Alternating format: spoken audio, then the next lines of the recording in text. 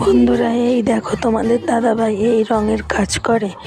এটা একটা তারামায়ের মন্দির হচ্ছে।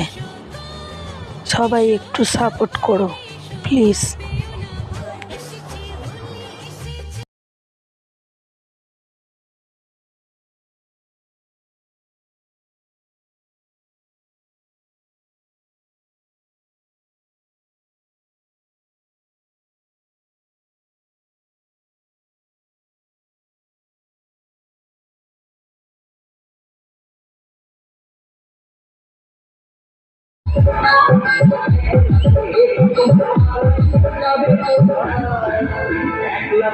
তোমায় পালাইয়া যাবে কোথায়, জড়িয়ে ধরবো তোমায় বুকের মাঝখানে।